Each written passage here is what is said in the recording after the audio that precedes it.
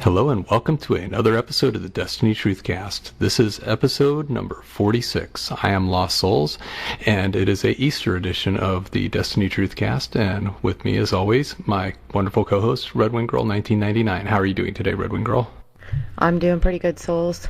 Enjoying the weather. It's pretty sunny over here today, finally, but very windy. Unfortunately, I hate wind. I think you sent me your rain today. Thank you very much. It's good. It's good for you. You can have the rain. I'm sick of it. Rain's here too much now. It's building a little character on this end, I think. And we've had a little 2-week break since our last episode, and so it's good to be back again today. Yeah, we needed a little time off to beat bums and play Ball to Glass and do all the raids, so we wanted a little extra time to get all that done, so we took some time off. And raid we did. So we will get to that a little later in the episode. We have 2 new forum guests with us today from bnet. First we have skAnarkist. How are you today? I'm doing well, thank you. So if you could just tell the community a little bit about yourself. So I'm a bit older. I was in the Army for 14 years as a Green Beret. Retired out medically when I was diagnosed with cancer, and I'm in my last week of medical school getting ready to graduate and become a real doctor, surprisingly. That's quite a backstory. That's terrible. Are you okay? Oh, I'm totally good now. I've been in remission for 4 years and some change, and for the type of cancer I had, at 5 years, you're considered to be at baseline, like totally cured. So I'm happy. I'm living it up. That so is have you gone back to to school? I actually was diagnosed and treated right before I started medical school, so I've been in medical school for 4 years now, and I'm getting ready to graduate in 3 weeks. Nice. That's awesome. So tell us a little bit about how you play Destiny. What class do you play? What are your favorite weapon types? How do you like to enjoy this game?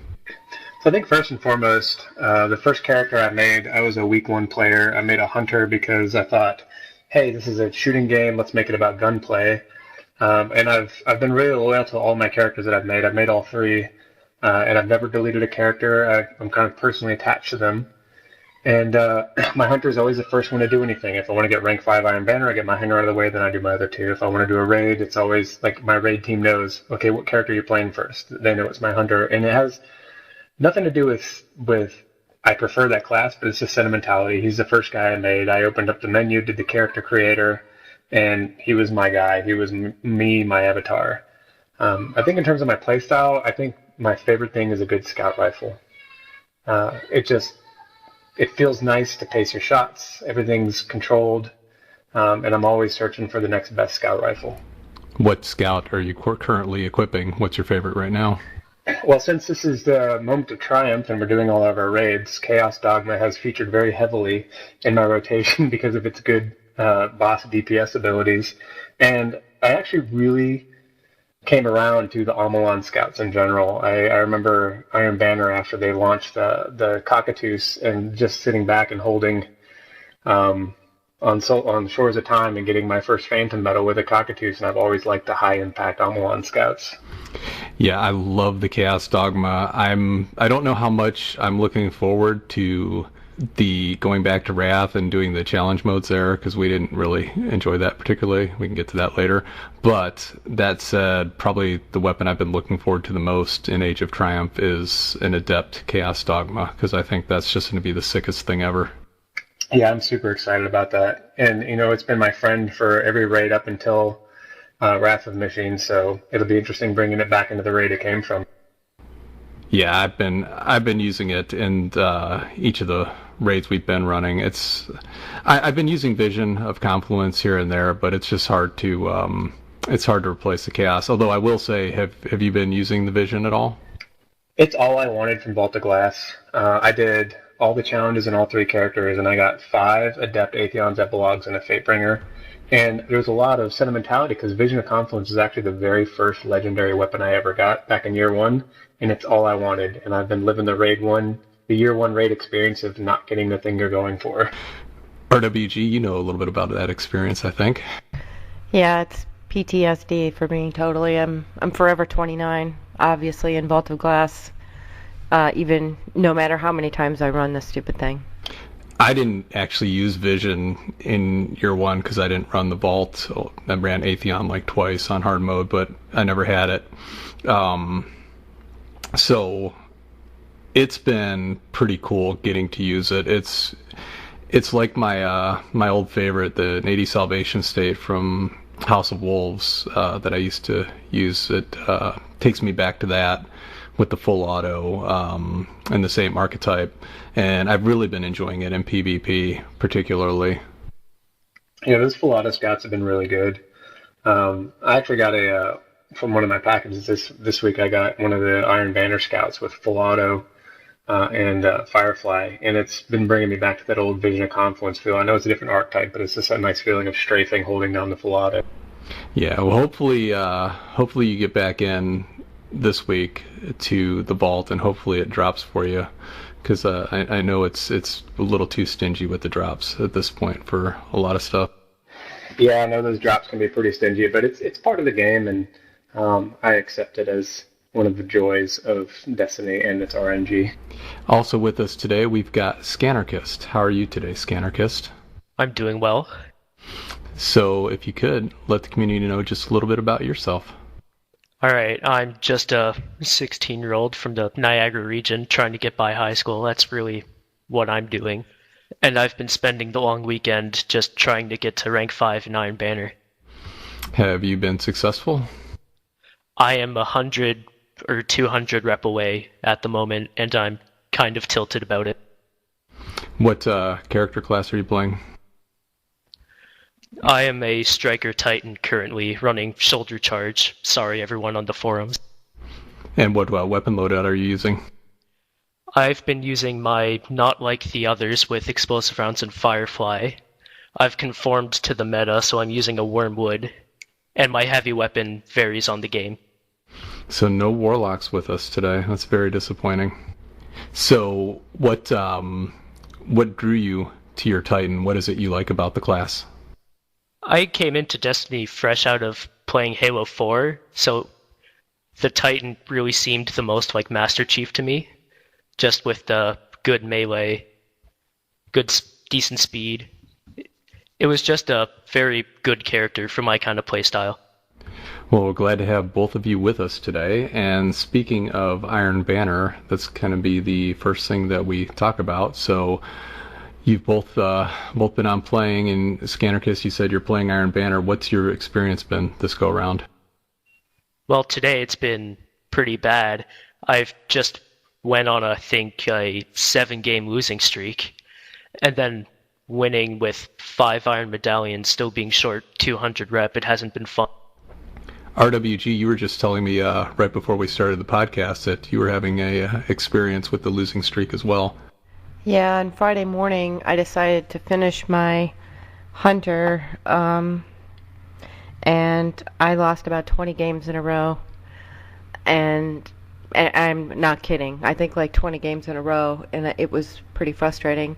It's kind of like, the usual story, right? There's a lot of red bars.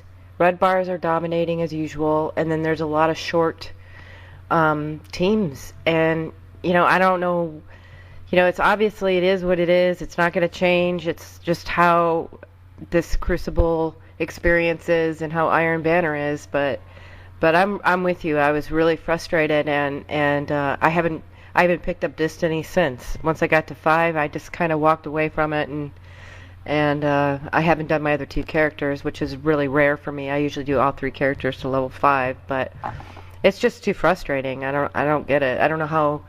I kept loading into existing games, and they would be down 10,000 points, and there'd be 3 people on my team, and you're never going to recover. And I would stay in a couple of them just to see what the next game consecutively would be like, if better players would come in or if they would switch up the teams a little bit. But really what it comes down to in all the objective games, the best way to approach it is with full teams, or at least the majority of full teams, in order to get really good coordination. And if you go in solo, I find that you really just you're just left with kind of sloppy seconds. I don't know how else to put it. You just don't have the advantage if you're playing against full teams or teams that are really well coordinated. And in most of the games that I was playing, my teammates, some of them were just standing there. Some of them were leaving mid-game. Some of them were walking the walls. I mean, it was just like, oh my God, why is this happening over and over again? It's funny. I think I always solo queue into Iron Banner, and my wife has recognized now that Iron Banner week is like my time of the month. It's when I'm super moody, and I want to edge about everything, and I do it every month.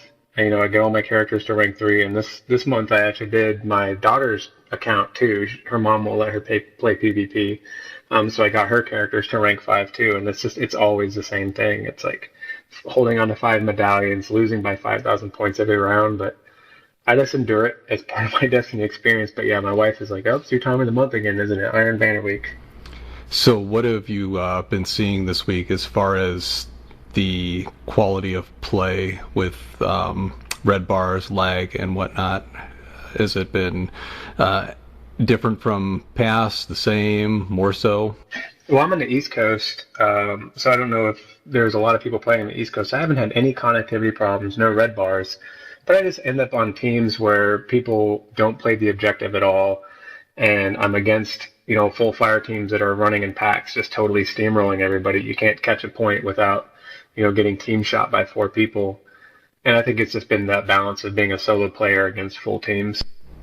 Yeah, we've been seeing, as RedWingGirl said, just unbelievable amounts of lag this Iron Banner. I mean, it seemed like when we were playing a couple days ago, every game we played, there were at least 2 solid reds on the other team.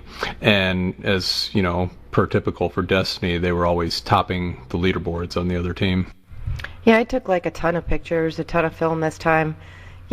Point blank range, headshots or even supers, and they don't even lose health. I mean, it's hard to go against other teams when you know that you're not going to be able to do damage to them, and that, I guess that's the frustrating part, is it's hard to like acclimate yourself to that kind of gameplay, because you know that maybe a few seconds later after you've already died, and then all of a sudden it'll show you killed them, and it wasn't from a grenade, it was from the shot that you got off on them first. And that's, to me, the most frustrating thing, is that it's just a crapshoot. And ever since they made the changes to connection-based matchmaking over skill-based matchmaking, I just think the lag has been worse.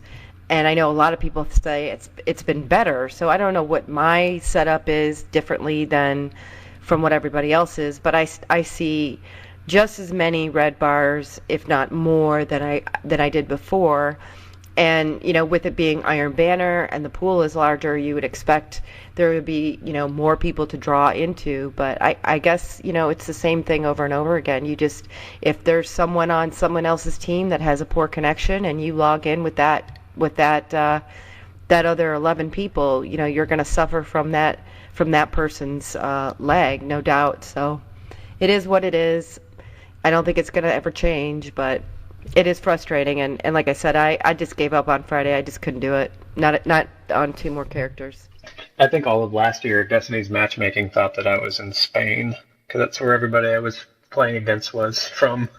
Do you have one of the routers that shows your opponent's locations? No, I could just tell from people's clan tags and their names and everything. My wife is Puerto Rican; she's native Spanish speaking, so I'm kind of in tune to like regionally where people are from just by looking at their clan tags and usernames.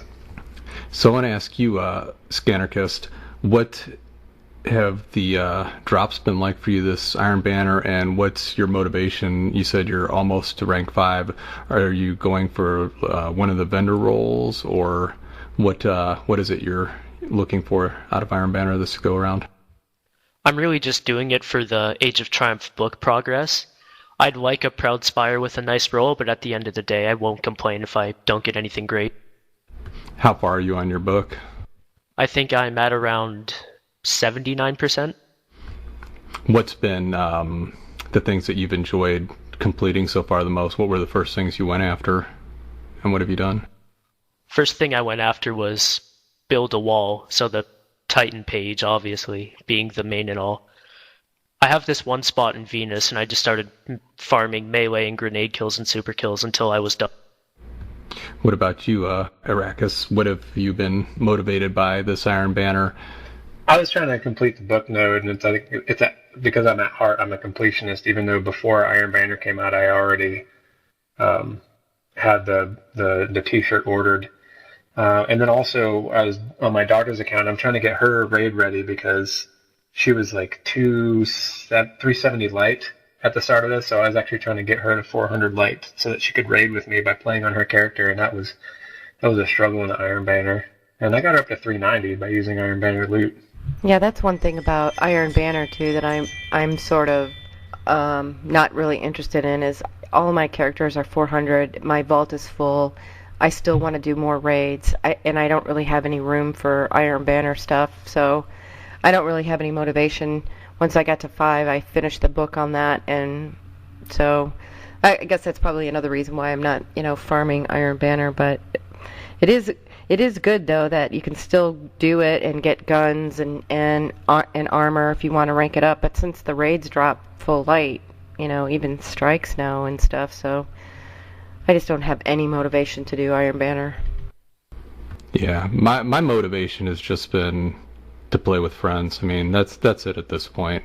We went in, and despite the lag, we had some fun playing, and it was cool using the vision again. But I went in and tried playing a couple games solo, I think yesterday, and it's like, as a solo experience, there's not really a lot there for me. It's just like just a social event at this point.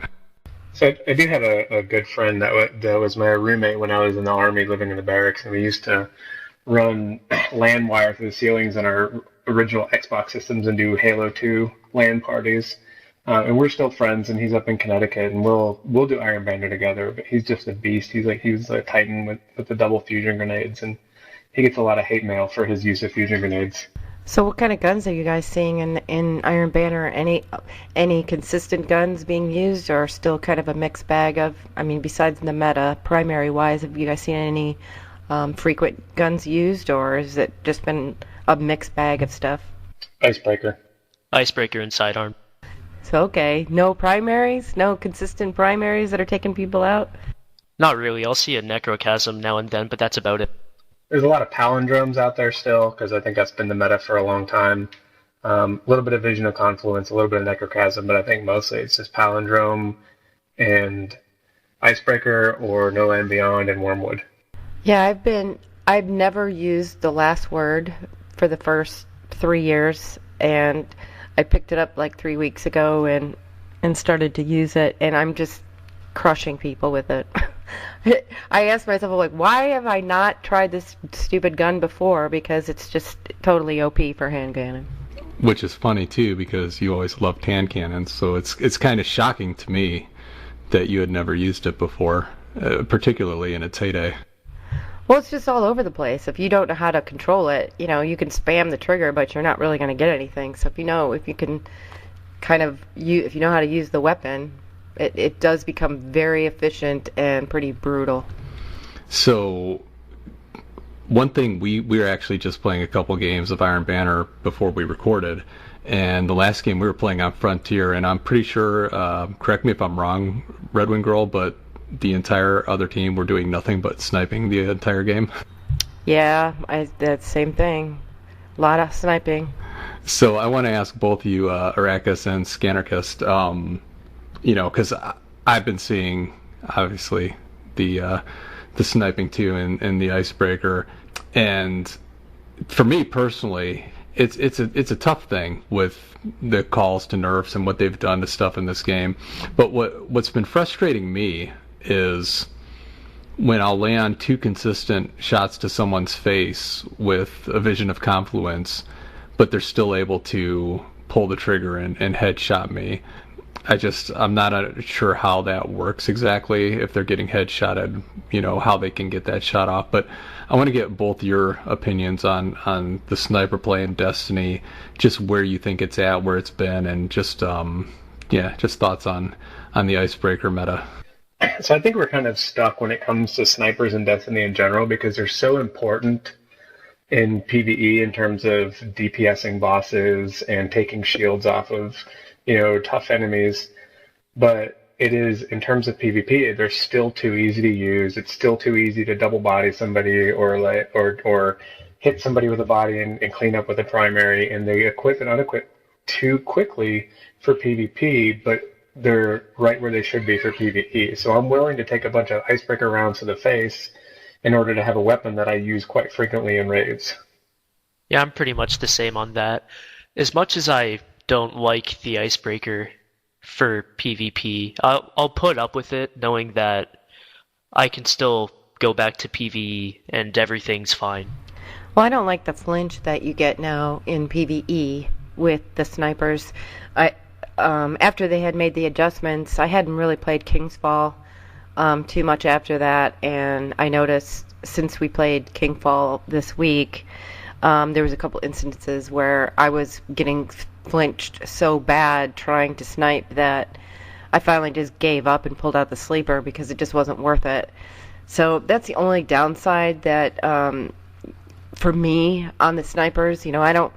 I'm so used to getting sniped in the Crucible, but it does get me going. I mean, it's one gun that really just sets me off. I don't care about getting shotgunned or sidearmed or any of that stuff, but the snipers, because when I don't expect it, and even if I don't feel like I'm in a sniper lane, or if I'm, around a wall already and I've been sniped, that kind of stuff really just sets me off, and it sort of sets the tone for the rest of the game for me if I know there's a lot of snipers out.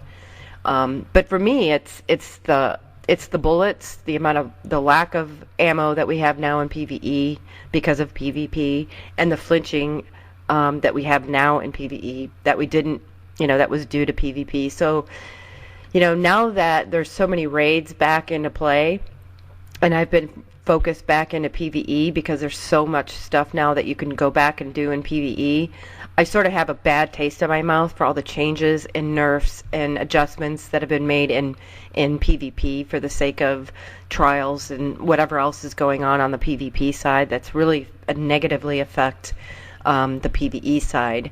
And I've done what everyone else has done. I've gotten accustomed to it. I've made changes because of it. I've tried to, change up how I play, but to try to accommodate, what they've gifted the PvP people out there, and I still find it really annoying. I get really annoyed by the gun capacity and the limited, ammo in the clip, and I'm running out of primaries now. I mean, it's just some of this stuff is just really annoying. I think I hear you there, and I echo that sentiment quite a bit. And I think one of the enjoyable things about Destiny's gameplay loop is that it is a loot-based game, and I think doing PvP balancing for competitive style PvP for a loot-based game really kind of poisons what the game is about and where you get your satisfaction from. Yeah, I mean, that's exactly right. So it's a loot-driven game, so why am I running out of ammo? I mean, this is a shooter. So I understand that you want to put a little bit of constriction on the gamer to make it a little bit more challenging, but that shouldn't be where the challenge comes from. Trying to control your ammo and try to, have gains in that way. I mean, I equipped the raid machine gun in Taken King. I forgot the name of it now. Quillums. Almost, yeah, Quillums. I held almost like 200 bullets, and I went back to it, and I had like 93. It's like, what in the hell? Why has it been the ammo shortage and the ammo changes over time has really affected those guns, and so like I said, it is what it is. They've made the changes. People have grown accustomed to it. But, if being that I hadn't gone into the Taken King in so long, it was very dramatic because I remembered what I used to have in my clip, and, now versus then is a big, big difference. So, I hope that in D2 they have a way to sort of separate that out, put a wall between the two of them, because it just isn't fun to just be constantly looking at my ammo and managing my ammo when I should be out there shooting and having fun and not being worried about that kind of stupid stuff. Well, we were playing King's Fall the other day, and when, I don't know if you remember the moment, but we were on Golgoroth, and I had to pop a primary ammo synth for, I think, the first time in 3 years of this game, because there was just no primary on the ground and had nothing, and actually had to use a synth. And again, it's a shooter, and I have no ammo for a primary, and it's like, what the hell's going on? Well, I think from a design standpoint, I think Destiny should just come out and say what type of game they are. If they're a loot-based game, they should just say, like, we are not a competitive PvP game. Because competitive PvP games have fixed loadouts. So if you want to play Overwatch, you're going to use the gun that's assigned to that class, and there's going to be no perks, no modifications whatsoever, and you just need to admit, like, those two things don't coexist in the same game world. Yeah, that's a discussion that we've had a lot on the forums, on previous episodes of the Truthcast, is, again, what you just said, what they want Destiny to be, and that they do need to make that decision. Do they want that 1-1 balance of the white weapons of other games, or do they want the kind of unique rock, paper, scissors experience that they released and created with this game, and decided to let us carry our own weapons and gear into the Crucible? And, where they go with that in D2, what their decision is, I just hope, whatever it is, that they're more willing to stand behind, like you said, and stick with what it is that they want this game to be.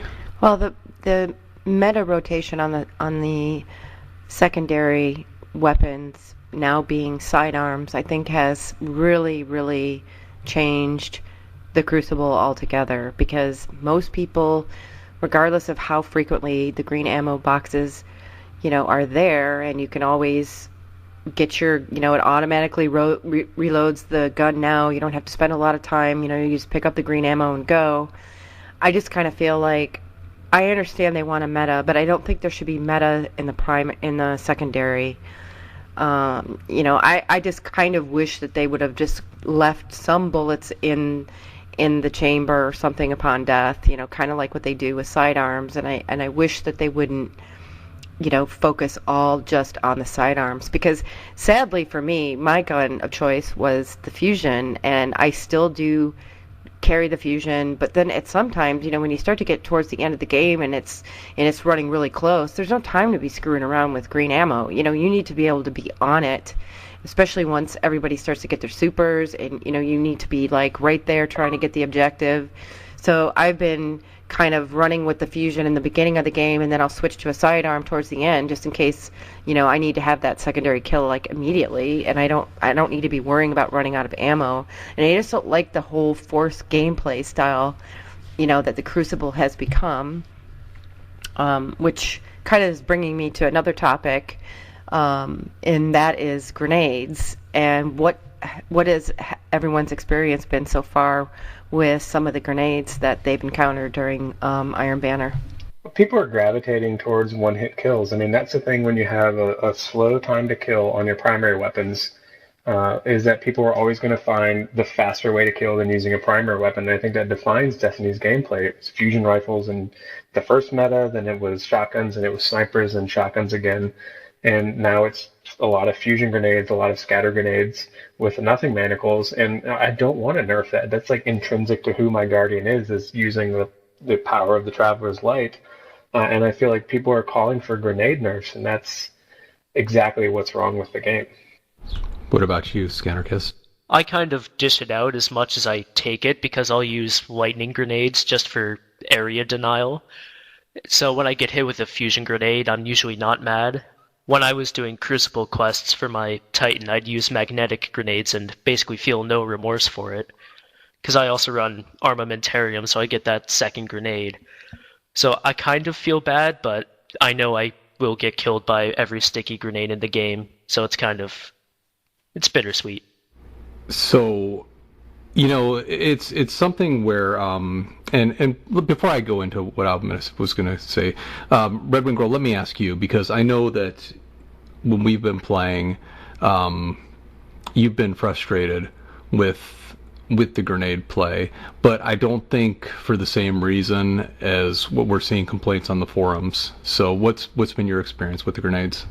Well, I mean, grenades are meant to kill you. That's the point of a grenade. It's not a gunshot. It's not a sniper shot, which is also a one-hit kill. I mean, every gun out there has a purpose, and their time to kill is evident. But a grenade is an instant kill. My only thing, it's not with the sticky grenades. I mean, if you walk around a corner and someone throws a grenade at you, they got you. There's not much you could do. My issue with the grenades was during the regen issue when they, we couldn't get our regen back, and you get shot like one time, and then they throw an Axion bolt, and you'd be running like 5 million miles an hour away from this thing, and it would still kill you. And before, in the past, that really wasn't happening. So, it's just, I don't mind the one-hit kill with the grenades. But some of it is gets to be the point where if you get like 21 kills in a game and they're all grenades, that there's maybe something wrong with that. Well, and something that we were discussing too is that, going back to just what Bungie have done, and you touched on this as well, Arrakis, with the various nerfs. It's all an ecosystem, and every time that they nerf one thing, something else is going to come to the forefront. And the special ammo nerf, what that did is, like you said, Arrakis, people didn't have that ammo, so they're going to the grenades, and they're spamming the grenades as often as they can. And RWG, I think that was your frustration when we were playing, is that all of a sudden, every place you go, everyone's just throwing grenades, and that's what the gameplay devolved to. And it wasn't really gunplay, but there were matches where we'd be in where it's just nothing but people chucking grenades the whole game. Yeah, that's. I mean, when you're in control, that's what you do, right? You throw a bunch of grenades so that the people that are on the point can't, stand there and get the point, But after a while, it's like, oh my God, I have been killed by nothing but grenades. People, please pick up a freaking gun, Then it starts to get really old. And, so what I try to do is I pull myself back from the gameplay, and then it just becomes a scout rifle or a pulse rifle fight. And then that changes how you kind of play altogether too. So I don't know what the answer is. It's you never really know what you're going to be faced with. There's some people that just don't do it, and it's just like regular game. They try to exchange primary kills, and if you approach them, then it's kind of the secondaries come out or whatever. But I've just noticed that there's been a lot more grenade kills. I always thought about, just in terms of the special ammo economy, a long time ago, before snipers even came to the forefront, is that in point-based games, they should have just given secondary kills fewer points, and it's harder to win if all you're going to do is snipe. So I want to go to fusion grenades for a moment too, because I know that is something that you brought up when you were talking about what you've seen in Iron Banner. And there's been a lot of chatter on Twitter from big name streamers talking about fusion grenades and, oh my God, they have to be nerfed, and the tracking and yada yada. And it's a grenade that, in I think any other game type, would you say, Arrakis or skAnarkist, that you really see any more fusion grenade kills in normal Crucible than you have over the previous 3 years of playing Destiny? I mean, not really. It's been fairly equal, but that might just be that I don't encounter enough warlocks in my time. But it's mostly skip grenades or Axion. Yeah. I see more grenades now because of, again, the special ammo change. But what I find, I'm not dying to fusions anymore than I ever have in normal PvP. What I find I'm dying to a lot to spike grenades, which I never ever died to before. I thought I was the only one in played Destiny that used a spike grenade until the last 2 months. Dying to a lot of the Sunbreaker incendiary grenades, seeing a lot of the Night Stalker, flame wall grenades, things like that. So lightning grenades, obviously. So I'm getting killed by grenades more, but it's not really the fusion grenades per se. But that said, what's the effect if they were to nerf the fusions? Because back when they nerfed the firebolts, the question was, okay, everyone's got a problem with dots. Here's a grenade, you get hit, and yeah, you got to take cover, but you're still alive. You might have to duck out of the action for a second, but you have a chance to either live or, at the very least, have time to still kill your opponent as well. Would players prefer to just get hit with a one-hit kill? And, at the time, that's what they wanted, and now, obviously, they don't like the one-hit kills.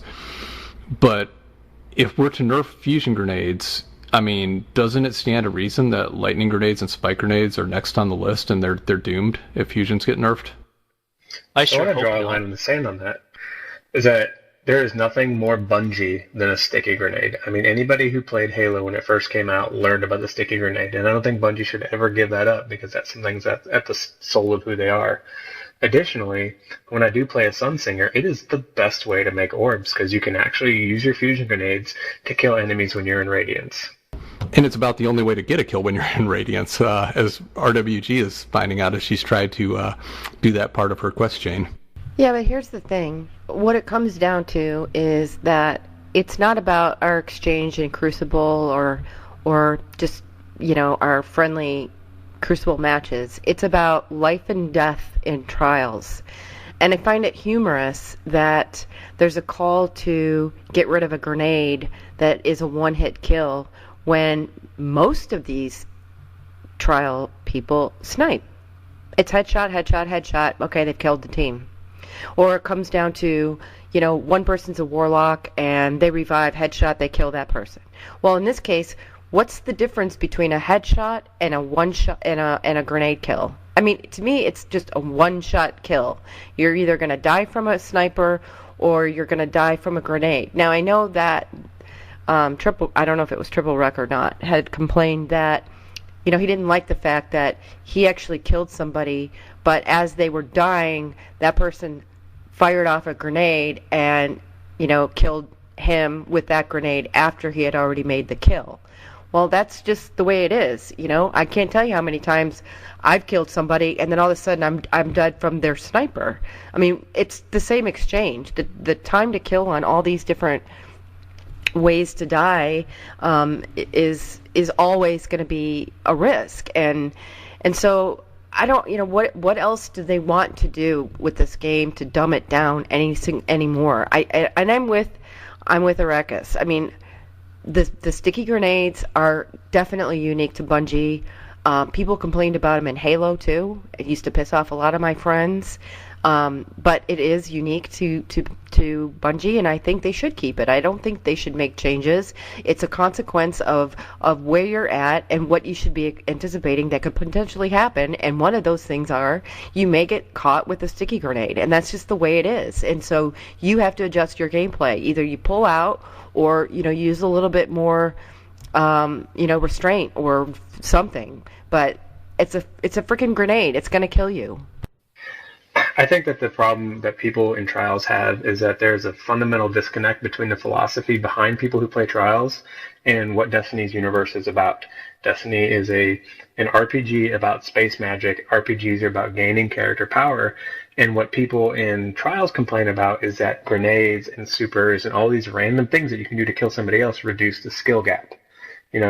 Destiny is not a competitive PvP-based game. If that's your world, go play Counter-Strike Go and work your way up the ranks in that. So they favor gunplay over supers and grenades and melee attacks, and they try to reduce the power of the Guardians, but it is fundamentally at odds with the entire design, philosophy behind what made Destiny what it is. And that's where I think Trials doesn't fit in at all with Destiny's universe.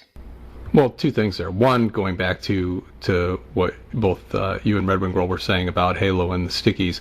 Isn't that where kind of everyone fell in love with this game? Is back throwing a plasma grenade at your opponent across map on Hang 'em High and sticking him in the face from one side of Hang 'em High to the other?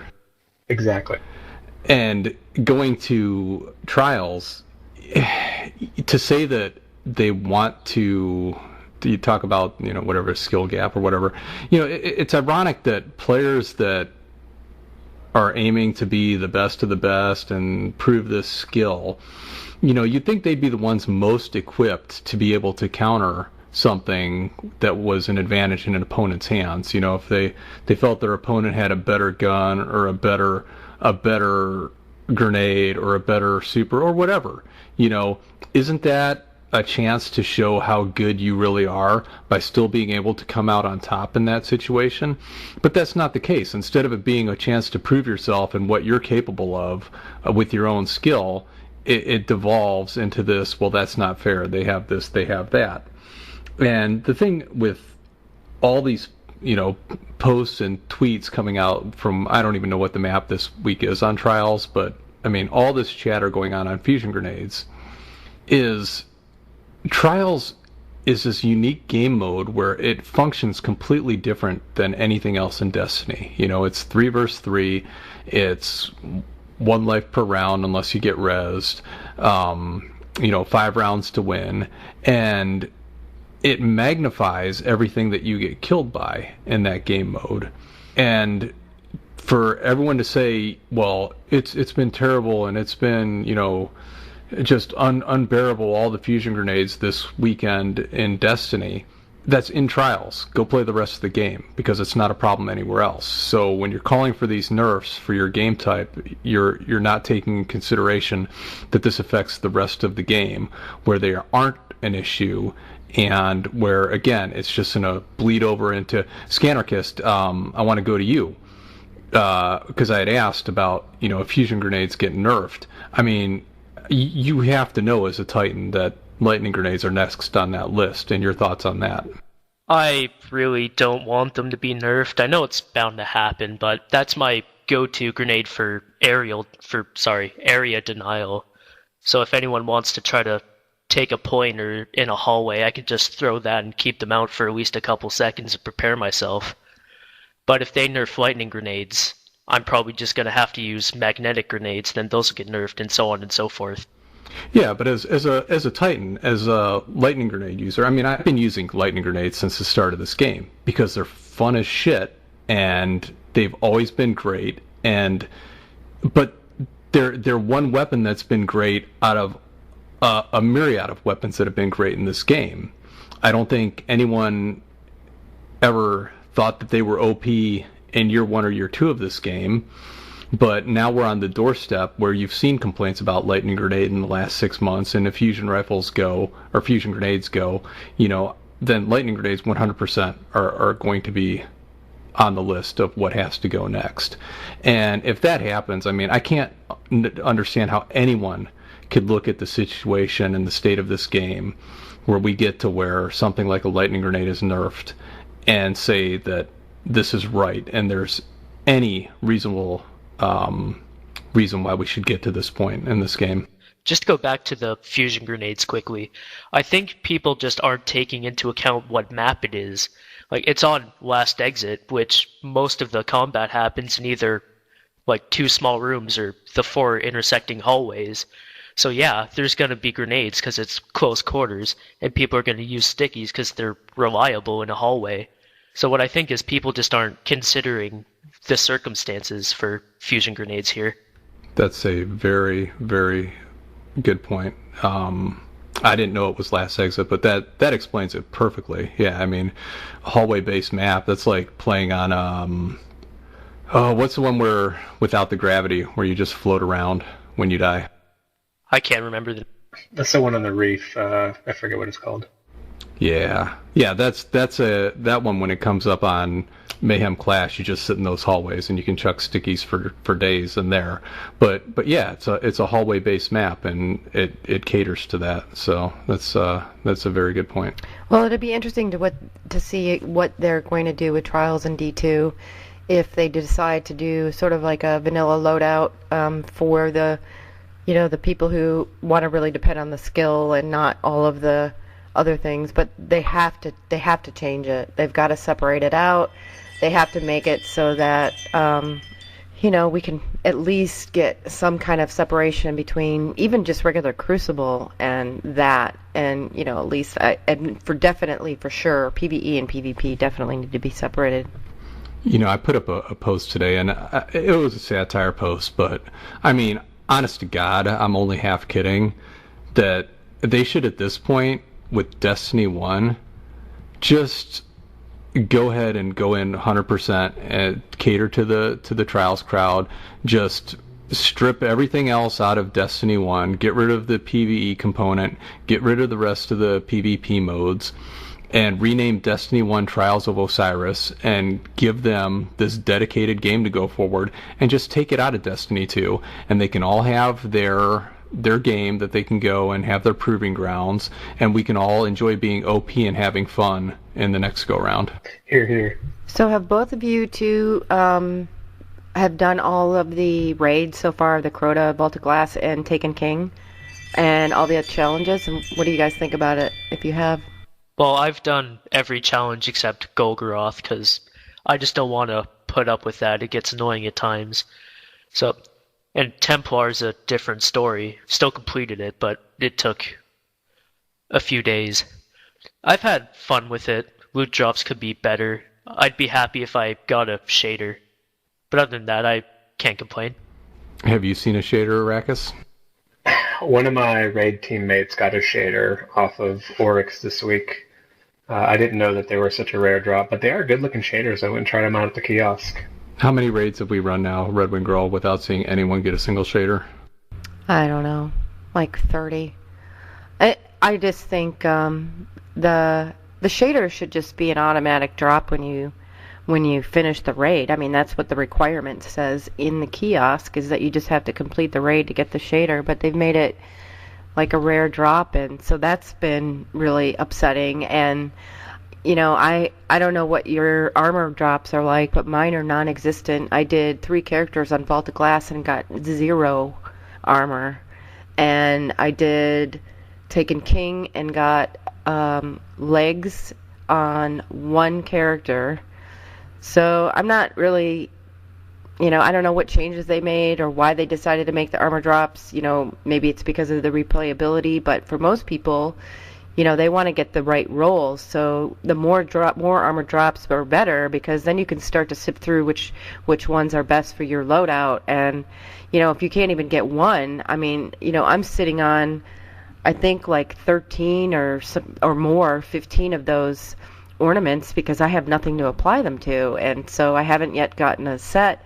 I haven't gotten any shaders, and I still haven't gotten the Vex, so I'm a little annoyed with it, and I really wish that they would kind of up the rewards. And I know that I'm not, it's not just me. A lot of people have been talking about it. The armor drops are just non-existent.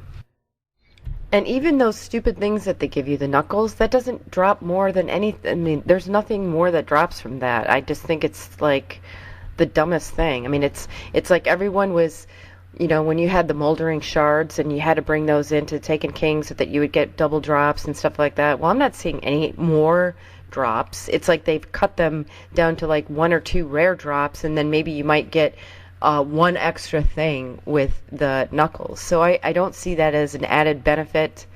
And certainly, if you wanted to run King's Fall 3 times, you would have shards for each character so that you had more drops. Now you only have 1 of those knuckles so that you can only use it on 1 of the characters, and so that's sort of another thing that I'm not really happy with.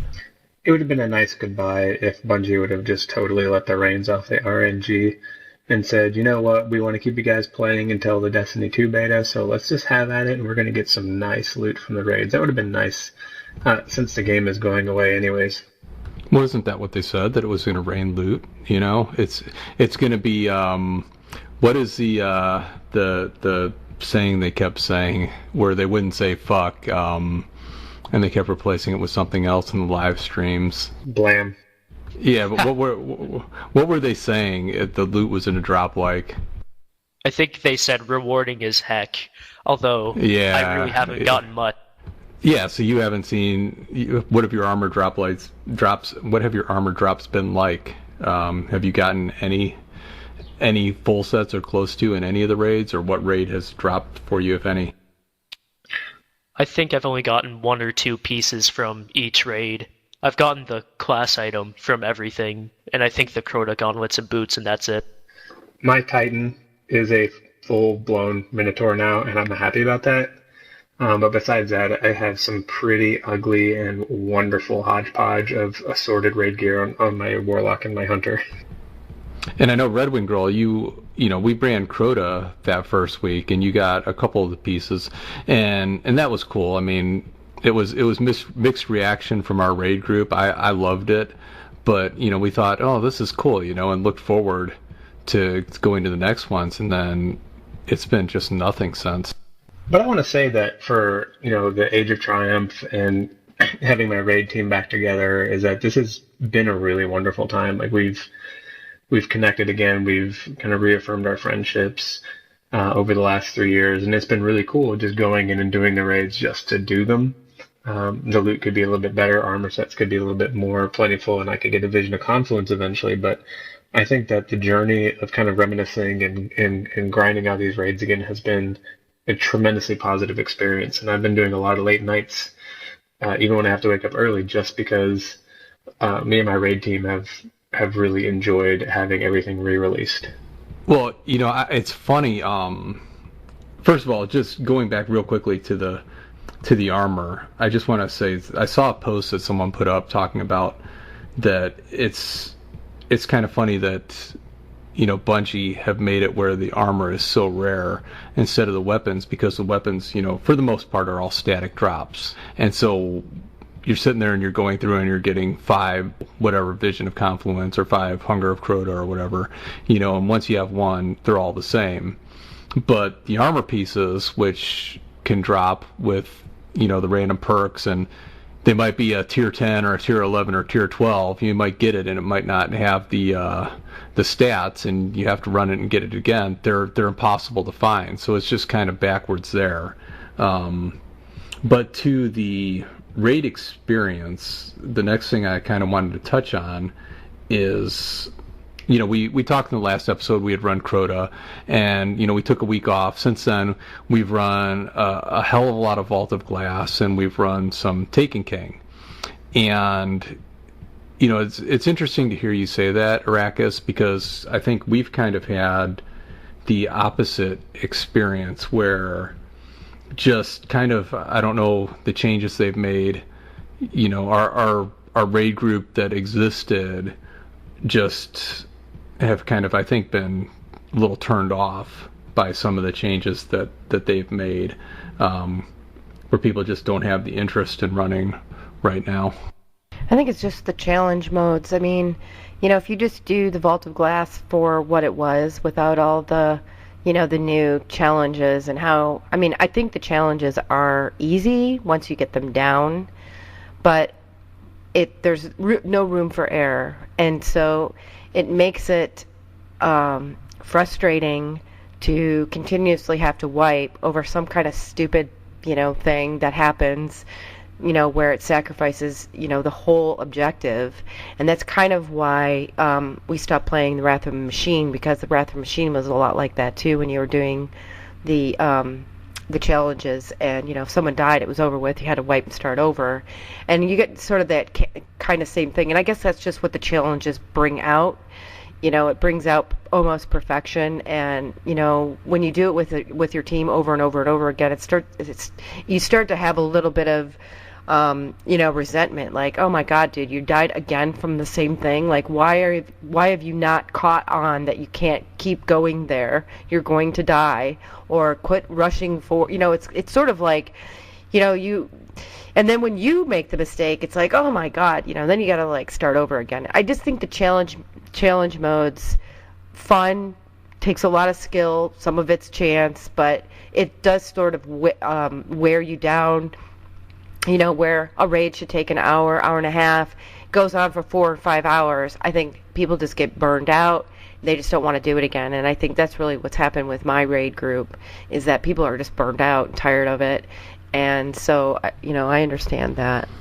Which leads me to the question for everyone. is in general the challenge modes. I think in Crota, I thought they were really done well. I didn't have a lot of experience running Crota in year one, but the experience I did have, it was a whole lot of cheese when people went in and there wasn't a lot to do. I was just sitting at the start and a hunter's going to go cheese the abyss and pull everyone through. And then someone's going to go cheese the bridge and pull everyone across. And then someone's going to run Crota and the rest of us are going to stand on the shelf and shoot rockets. And so it was a whole lot of just sitting waiting while someone does shit in that raid.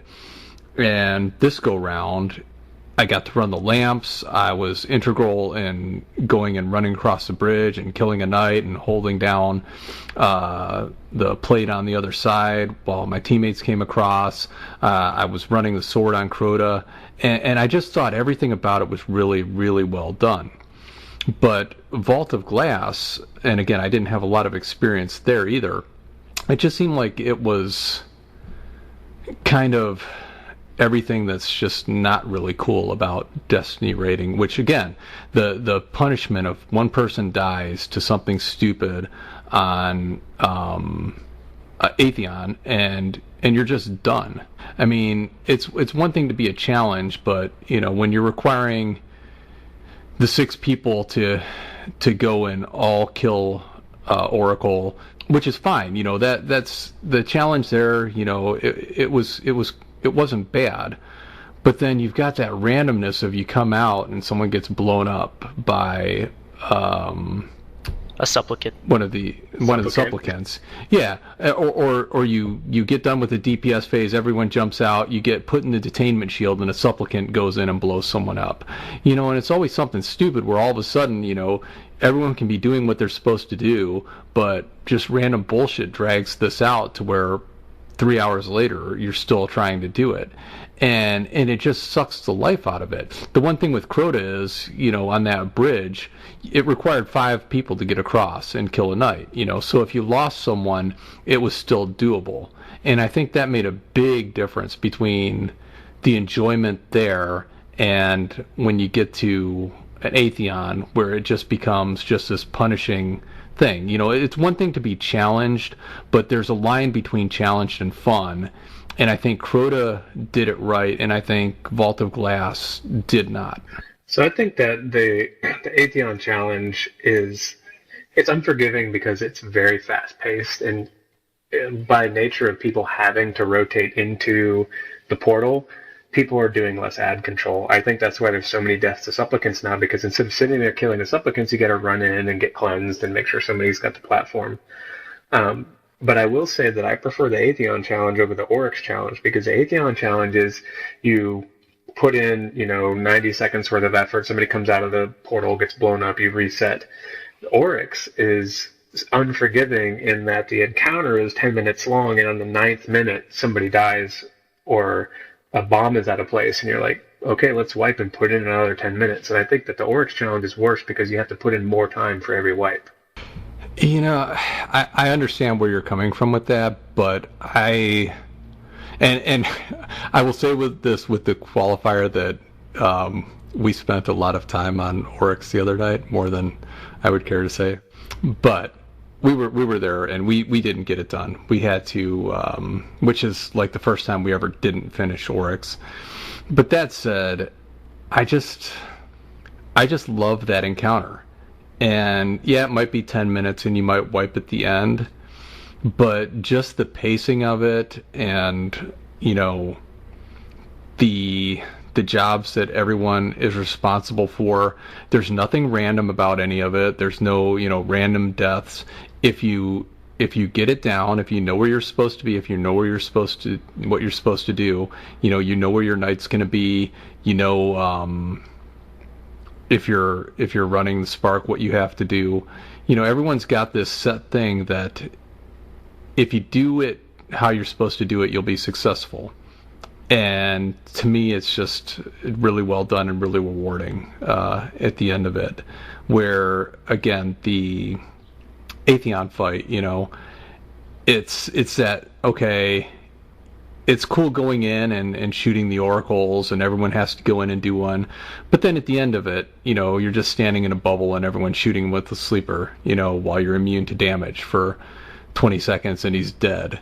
So I guess it's just perspective, what you like. To me, I enjoy the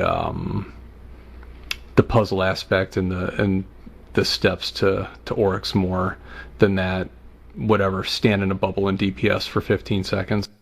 Don't get me wrong, I love the Oryx encounter, and I love its diversity and the fact that everybody has a job, and I think it's really elegant. I don't know if you've ever died on Oryx and get that weird camera view where you're like 30,000 feet looking down at everybody. And I think it's a wonderful encounter, and I like it, but I think in terms of the teams burning out is that when you're on your last phase of staggering Oryx and you kill the Shade for the last time and all of a sudden 2 people die, that's what's frustrating, is that you've invested so much time into it. I love the encounter. I think it's wonderful. I have a fun time playing it, but it's often the point where the Oryx challenge is when my raid team starts being like, all right, you know what, we're not going to do this, let's call it a night, and then everybody's in a bad mood. Yeah, but the other thing about the Taken King fight, though, is you can lose one person and still successfully do it, where in Atheon you can't lose anyone, or you lose the challenge. So it would be kind of nice if there was a little bit of forgiveness in Atheon, but I understand why there's not. And again, you go to the Templar fight, it's the same thing. I mean, once...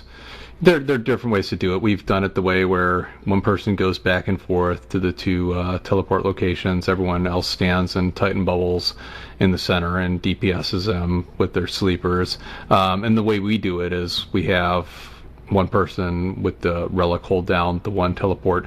Everyone else goes and Titan bubbles on the other and shoots galleys at them for 20 seconds and kills them. There's little things that can mess you up and kill you, but when you do it, it's just...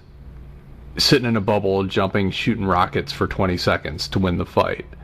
And that's just kind of what I'd like to see them get away from, that type of experience in Destiny 2. Like Vosik is a perfect example. With all the little stupid ads and you chuck the bombs at him, he's not really doing anything, and then you're standing immune, killing him for 20 seconds. I think all the Taken King encounters, and I just love that raid, and we've run it a few times this week, but I just think it's a really well done raid, and I just I don't know, that and Crota, I just love the way they've done those 2, and just they stand out for me. I'm probably in the minority of people that also really love the tomb ship jumping puzzle. I love the tomb shifts because I was one that always died, and RedWingGirl would constantly be having to go back and jump off and come get me and try to get me up to that, and invariably I'd miss it. Finally I could do it on my Titan, sometimes on my Warlock. I could never do it on my Hunter until I got the bones. It got to where I just have to be pulled through, but because it was a challenge and because of the investment in trying to get through, I do love that part of that raid. I think jumping puzzles in general should be something that they keep in future raids. I know everybody complained when King's Fall came out that, like, what is this, Mario? But I think that what the jumping puzzles do is they break the tension of the raid, and then people start laughing and screwing off and pushing each other off the cliffs, and it's like a really good time for the raid team to actually enjoy leisure time, rather than like, hey, let's get this shit done and move on. I used to get so frustrated with my Hunter on that. I liked the tomb ship puzzle because it actually, like Arrakis said, it gives some leisure time to just relax and not have to constantly worry about changing strategies and such. It was just a nice time to jump on some platforms, make fun of people dying, and just have fun in a raid. So what's your favorite raid, Ben, out of all of them? I played King's Fall the most, but I have to say that Crota was the most rewarding. Now, are you talking the redone Crota, the original Crota? I always have love for the original Crota, just because of... I don't know, I liked watching my friend cheese the Abyss after I died, because I wasn't really great back then. So it has sentimental value.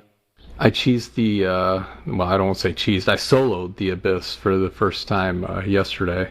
I was just sitting there and I was kind of bored and thought, you know what, I'm going to go in and just see if I can get through it. And so it took me, I think 3 tries, but I was able to get across and do it. So that was kind of cool. I thought I enjoyed that.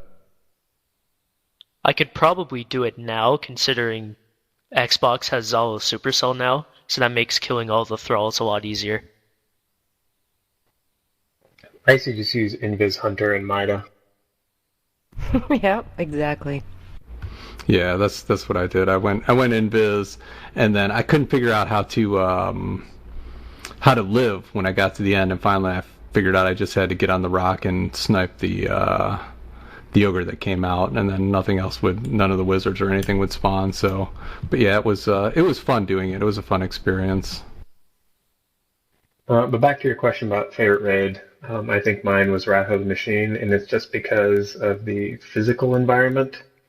You're going into the wall, then you have that crazy, amazing Death Zamboni encounter, and then you like go down into this mysterious, it looks like it's taken out of the movie Akira by the time you finally get to Axis. And I think for the environment and music and just artistic design, I think that Wrath of the Machine is my favorite. Let me ask you this: did you enjoy the hard mode of Wrath of the Machine? I did. I think it was when, we'd had various raid teams come together. So, I was in vanilla Destiny. We were pushing Atheon off with Warlock grenades. And since then, we've gone through so many different iterations of raid teams. And we had a clan for a while during Crota where we were streaming Crota carries for like 6 hours every Saturday. And then that clan fell apart, during the content drought. But I think what we have now is I have a stable group of really close friends that kind of survived all those years of back and forth. So that's part of what made Wrath of the Machine fun, is that we were like, hey, this is our raid team. We're going in blind. We're not looking at any videos, and it was like, I think, the culmination of all the years we'd spent building these relationships. I am not a fan of Wrath of the Machine. I have not completed. You haven't completed it? I've always gotten to Axis Phase 2, and then my entire fire team, or like 4 people, will leave. What system are you on? Xbox One. Well, if we run it this week and we have an open spot, you need to message us. Maybe we can get you in and get you through that raid, because you should finish it. I don't know about the challenge mode on Access. We've never done that, because as RedWingGirl said, and let me ask you this, RedWingGirl, I think that's a qualified statement though, because we did really enjoy it when it was normal mode, right? Well, we just didn't give the challenge mode on Access enough time, because we only tried it like 5 times, and then we were just like, nah, this is dumb. I just don't like Access. I mean, I don't like bullet spongy kind of, ad crazy encounters where I can't even, I just feel like it's just too chaotic and too, there's like no skill involved in it. It's just throw the stupid ball, now I've got the stupid gun, okay, shoot the gun at the ball, everybody kills it. I mean, it just seemed just so empty. Like, it just wasn't challenging to me. It just seemed kind of, and like, again, somebody has a mistake, and then you have to wipe, and I just didn't like it. There's just something about that raid. As soon as they did the challenge modes, I just really didn't like it.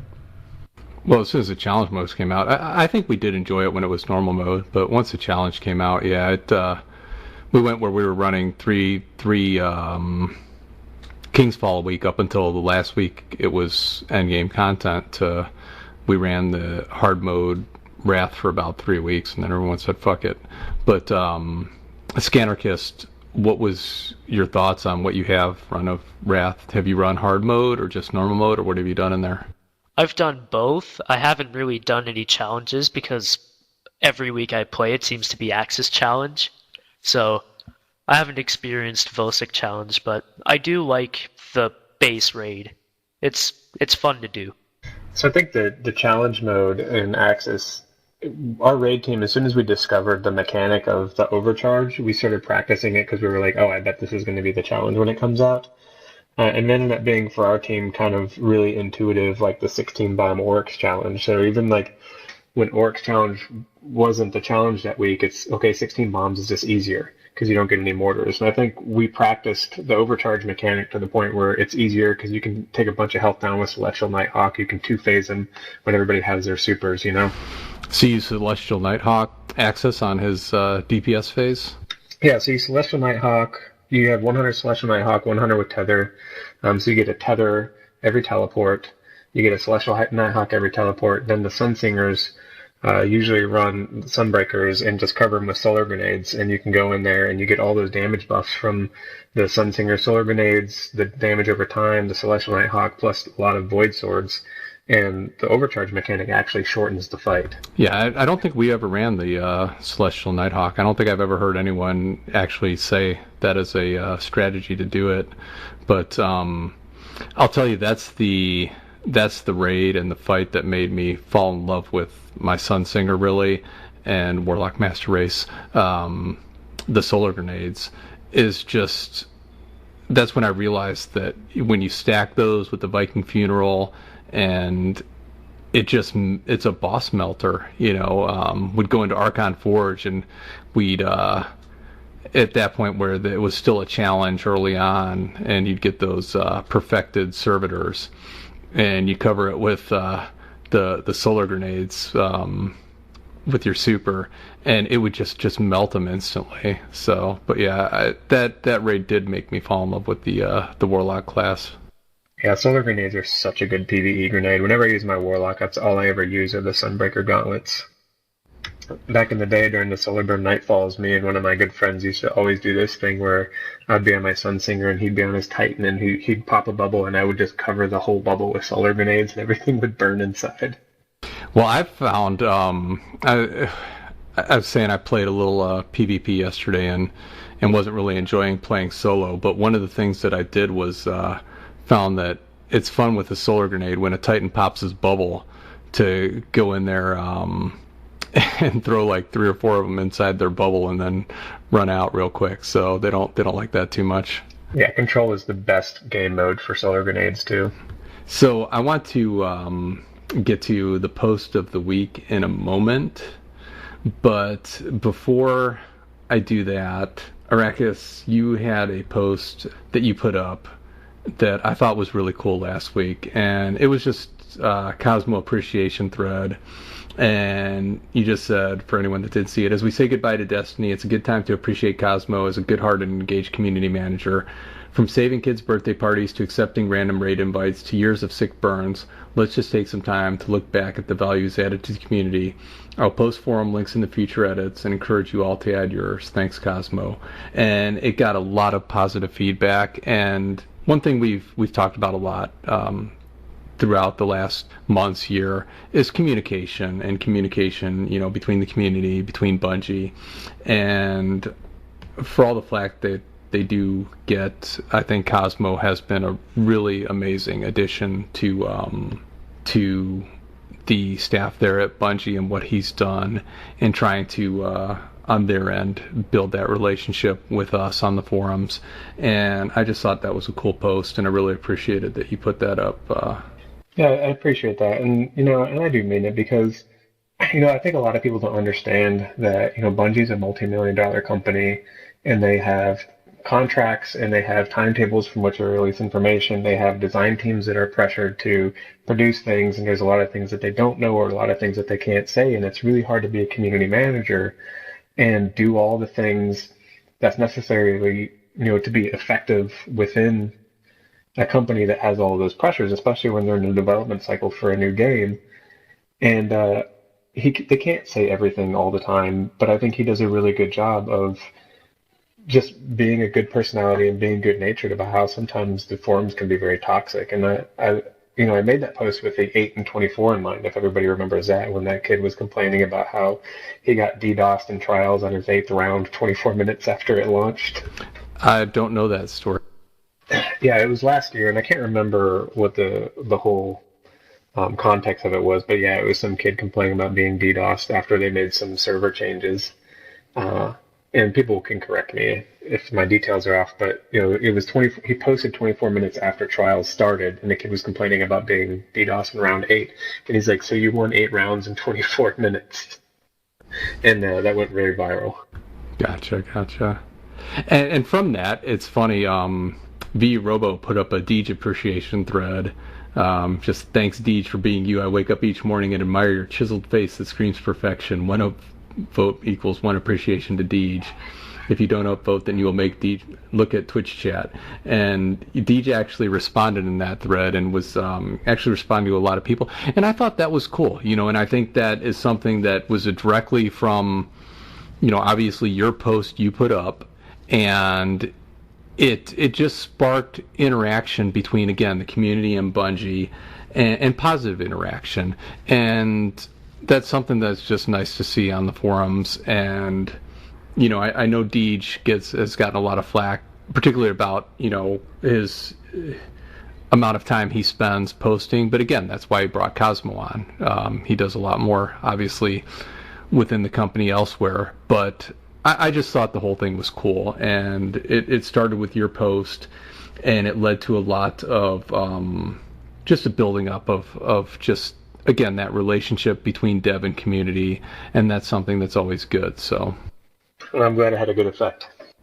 So my post of the week I would like to read, and going to RedWingGirl, this I'll see your thoughts on this, because again, RNG in the raids, but this is Archon Forge RNG by Speckled Jimmy, and he said, "I've completed a total of 760 Archon Forge encounters, and not once have I received the Dream Eater cloak. I'll say again, not once have I received the cloak.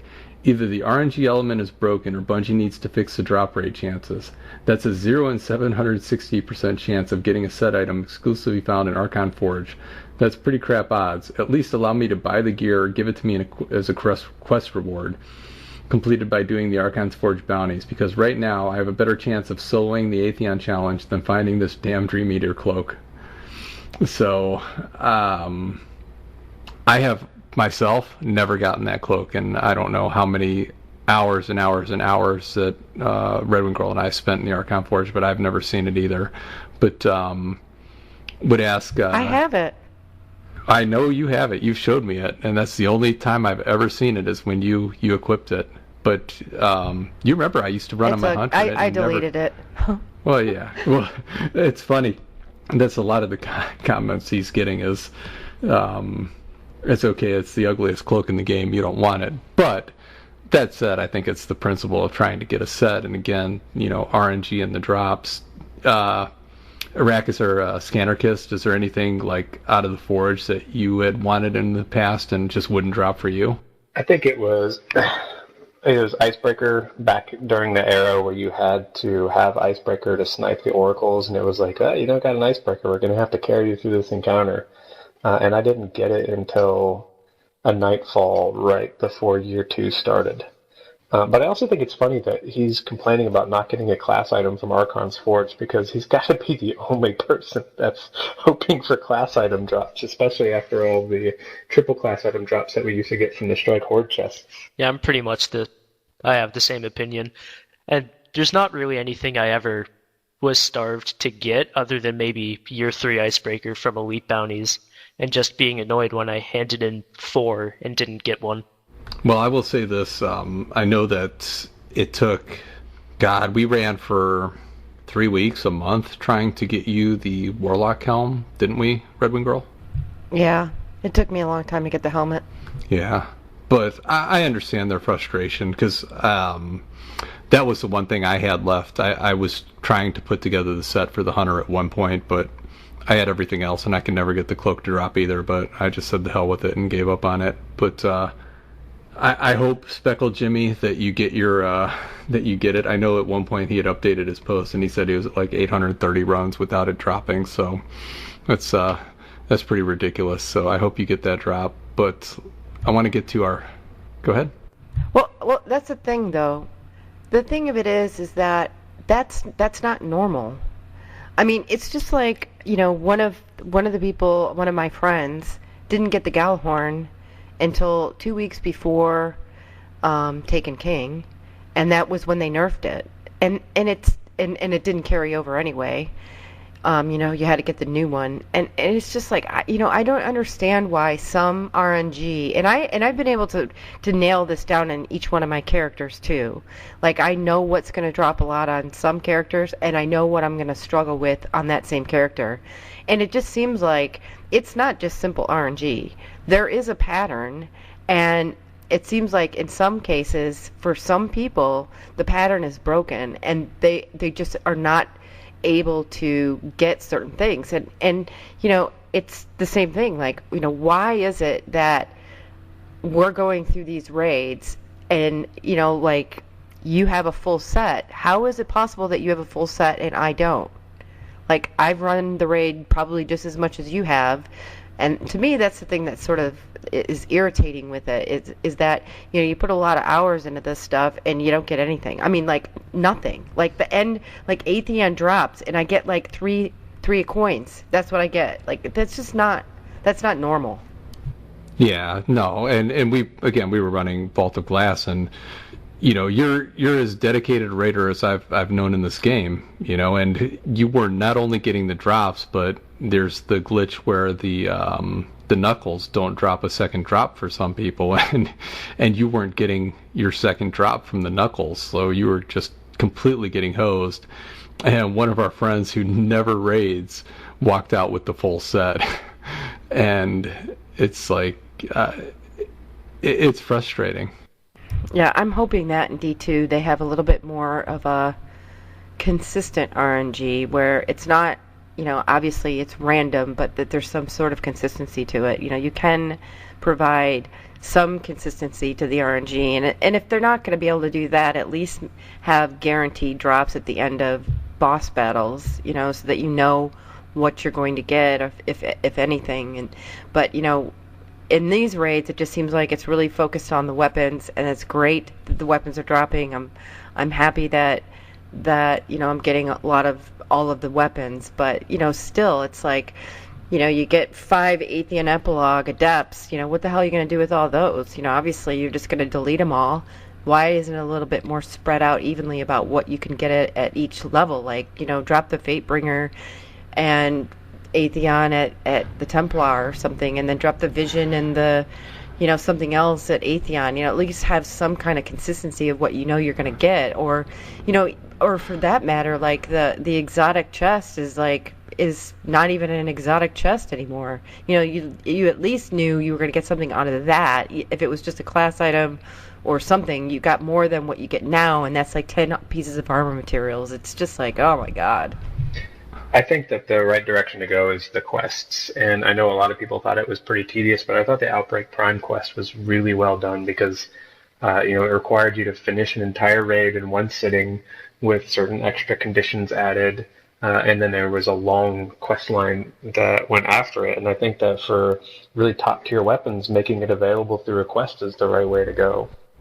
Yeah, I would agree. That's something that I remember posting on in year one of this game, is that it would be nice if every weapon in this game, like legendary or exotic, there should be a way to obtain the end game, like weapons, through a specific action.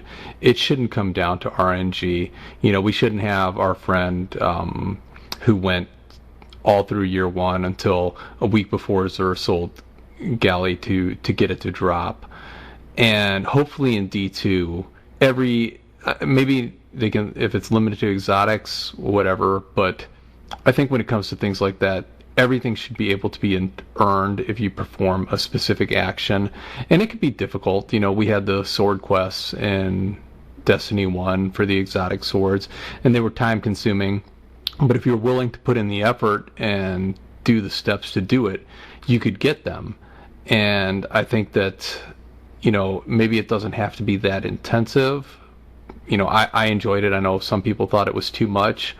But again, I think that there's just too much RNG in Destiny 1.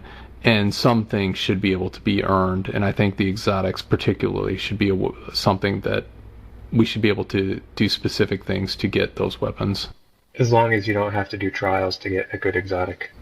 Well, I'm hoping Trials is not in Destiny 2, so I'm just going to throw that out there and piss off a lot of Trials peoples, but, that's just my take. Remove it completely, and it's cool. I think that would save the game. Yeah, but the Scarab's Vigil armor, that's really the armor is the only reason I like Trials. If it's out of the game, good PvE will be a much better experience. But I'd like it to stick around to a degree.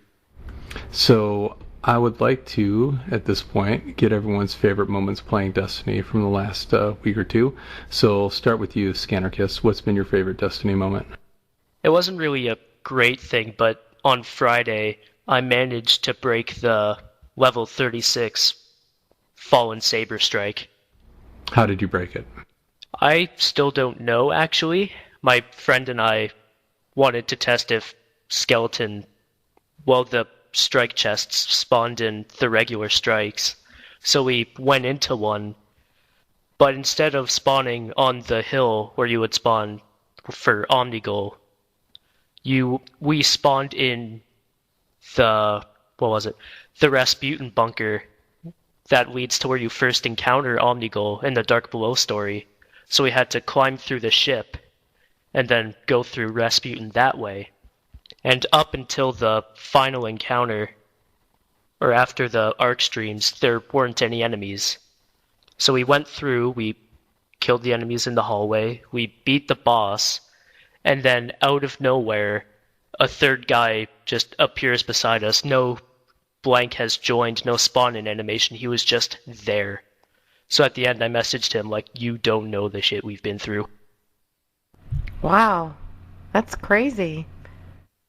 Did you record any of that? I wish I did, but no, I couldn't. I didn't capture any of it. And what did the person who joined say? Did you explain to them what had happened, or? I was too in shock to fully explain it to him, but he said he had the same problem on different characters, and I think he thought that I was just saying that the boss was hard, so I don't think he has any idea what actually happened to us. That's weird. I've never heard that. I wonder if anyone listening, anyone out there, let us know if you've seen that, because it's something I've never heard of before. Well, we had some weird encounter when we were in Vault of Glass. It said there was 7 of us in there. Remember that? Oh, yeah, it did. We were on Atheon. Isn't that when you self-resed and killed him, I believe, to save our raid? Yeah, and then when it was over with, I looked at the team or whatever, because I thought maybe there were some red bars or something going on, and I looked at the team, there were 7 of us in there, and I'm like, there's not 7 of us in here, what is happening? yeah, that was crazy. I remember that. What about you, Arrakis? So my favorite moment of the week was when I turned my hunter into a chicken. So if you take the King's Fall cloak and put the ornament on it, you get like a little crest. And you put on the Vault of Glass helmet with no ornaments, and then the Vault of Glass leg with the robot leg ornament, and then a red and white shader, and the character looks exactly like a chicken. I need to test this now. Oh, God. Well, if I had armor, I'd be able to test it. That, and I was on doing some heroic stories with my daughter, who's 10 and lives with my ex-wife a couple states away. And she's really starting to hold her own now, and she impressed me on one of the more difficult heroic stories. What was that? What did she do? So do you remember the Bring Me the Eyes one from Dark Below, where you went and stood on top of the cauldron and you had the swords, and then like the entire floor got lit on fire and you had to fight a bunch of knights and a bunch of wizards and then 2 big ogres? Yeah. So it was funny because she's like, I pretty much had to carry her through everything up until recently, and on this one it's like we had almost the same kill count on the end, and she actually rezzed me once, and she had that frenetic voice like no, and she was running away from knights, and like she was really getting into it, and her skill is going up, so I was super impressed. That's really cool. That's really cool. And yeah, it's just, again, that's just something that this game just excels at, and yeah, it's just such a cool experience to get to share. particularly in that situation with your daughter. That's pretty amazing. And going back to your chicken suit, I know someone posted a tweet, I think it was today, with that, going back to the vault armor, and they had their hunter wearing the Archon Forge Han Solo vest, but then they had the Vault of Glass legs where it looked like a pirate. So they made theirs into a pirate and not a chicken. Yeah, the hunter armor is pretty ugly if it's mismatched. Yeah, they have the old peg leg going. What about you, RedWingGirl? What's been your favorite moment from the last couple weeks playing? Well, we did the raid with Cosmo and 3 other guests that we've had here on the Destiny Truthcast, and so that was pretty fun, doing that with him and all of everyone that we've met through here. And so I had a good time doing it. We had a couple of wipes, but we did it. We got it done pretty quick, and so it was pretty fun doing that. Yeah, that was cool. And I wanted to get you in on that, Arrakis. I know I had messaged you, but you were on PS4 because I thought that would have been cool for you to get to play with him. But I did go and got another Guardian out of your Cosmo Appreciation thread, Hoofhearted, and they were able to join us and run with Cos. So that was kind of a cool experience. Did you say his name is Who Farted? Who Farted? No, Hoofhearted. Okay, I think that's what he meant to write.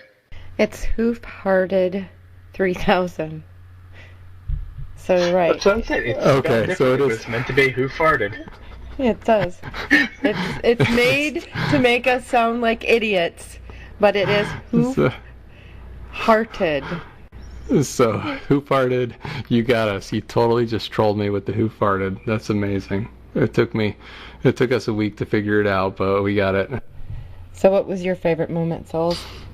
Okay. My favorite moment, RWG, has been, I will say that I really loved raiding with Cosmo, and we also got to play with Jay and Plasmic from the Destiny Tracker podcast. That was pretty cool, as well as Hoofhearted. And beyond that, we also ran a Crota raid with the guests from our 2 previous podcasts. We ran with Chris from Minimations, and we ran with FJ and Paradox from the Destiny Fiction producers. So it was pretty cool running those raids with them. But I think that my favorite moment was going back to King's Fall, because again, it's always been my favorite raid. And the first time we went back to it the other day, our first run, we had a couple teammates we got from the 100, and we went through and we just sandblasted it.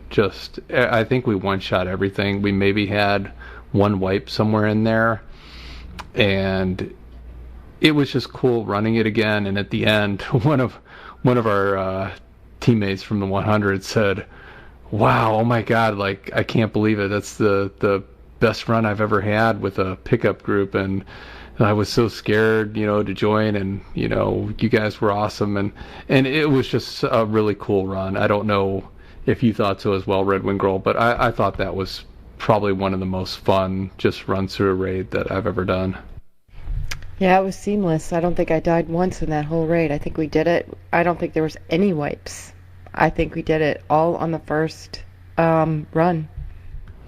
Yeah, I think the only deaths we had were on the ship jumping, if I recall. Yeah, it was a cool raid, and it was really fun, and it was cool getting back in there. And I'm glad that Bungie have brought these raids back, and for the good and the bad and whatever it's been with the experience, I think it's all in all been a positive thing, and something that hopefully as we go to D2, it's something where maybe once you get to where a raid's run its course, it's something where they can bring back previous content to endgame. I don't know how that'll go going forward, but I think it's worked out well, and given PvE a much needed boost as we hit the end of this cycle. I think that Destiny 2 is it's a good thing that they're starting over because they've learned a lot of things about the economy and the loot system and keeping content relevant. And, I think that this shows that they're heading in the right direction into Destiny 2 in terms of making content relevant throughout the life cycle of the game. What's your biggest hope for Destiny 2? Besides no trials, I'm looking forward to a bigger game world. I remember the discussions early on when Destiny launched about, well, because we had to accommodate the last gen systems, the gameplay areas are smaller, so I want a little bit more open world, more exploration, maybe bigger raid teams, but that might be problematic in terms of mechanics. But I'm just looking forward to a bigger world, and obviously better graphics. What about you, skAnarkist? I'm approaching Destiny 2 with a lot of skepticism, just because of all the nuances of the current Destiny. As much as I want to pre-order it, I want to see gameplay first. I just hope that expansions don't have less than 3 hours of content. Yeah, I think it'll be interesting what we see. I think we're a month out from E3, I believe, a month and 2 days or something like that. Roughly. Yeah, so we'll see. But overall, are you happy with the Age of Triumph experience so far and what they've done to kind of close out the game? I have actually really enjoyed it. My only complaint is the only getting 3 Treasures of the Dawning a week. I made a post about it, but it's nothing major. It's just small complaints. Well, that is the thing with that is 3 seemed like a lot, but they made such a giant loot pool, and I haven't got a single piece of the Age of Triumph gear from any of the packages I've got. Have you gotten any? None. Nothing. Yeah, and RedWingGirl, I know you've got the sets, but you said it took you is really low odds, like 1 piece in every 7 or 8 packages to get. Yeah, 1 in every 7 is about what I was calculating. Yeah, so that's something that they need to, I think, address going forward too. I think that's a little too punishing. So my hope for D2, if they have an Eververse aspect, just let players get what they want. Just take the RNG out of it and just up the costs. And if someone wants a Sparrow or someone wants a armor piece or whatever, just say here's the cost, and instead of 200 silver and it being random, up it to 800 or whatever you need to do, and give players that option. I think you'll have more people that are willing to use the system to get what they want, and it'll balance out rather than preying on the people that are willing to suffer through the RNG and turning off everyone else. Or just give us a way to acquire silver, which I know is a stretch, but when I talked about it, I compared it to Call of Duty in a sense, because published by Activision. So I basically mentioned how in Black Ops 3 you get crypto keys, which you can get to get those RNG supply drops, but in Destiny it's you pay or you're screwed. Well, I would like to thank both of you for joining us this week on the Destiny Truthcast. Really enjoyed having both of you on, and just thank you both for being here today. Thanks for having me. Yeah, thanks a lot. It was my pleasure. And RedWingGirl, as always, it's been wonderful being able to host the Destiny Truthcast with you and talk to forum guests about this game that we all love. Most definitely. Everyone that is listening on SoundCloud or iTunes, Podbean, YouTube, participating on the forums, appreciate all of you. And again, if any of you would like to join us here on an episode of the Destiny Truthcast, just reach out to RedWingGirl or myself and let us know, because we'd love to have you on. And happy Easter to everyone. Hope everyone is safe and spending time with people you care about, playing Destiny with people you care about, or gaming, whatever. Just hope everyone's having a good day out there, and look forward to talking to you all next week. Thank you. Have a good night. Yeah, have a good night, guys. Thanks a lot. Happy Easter. See you guys. Happy Easter. Have a good night. That's a wrap.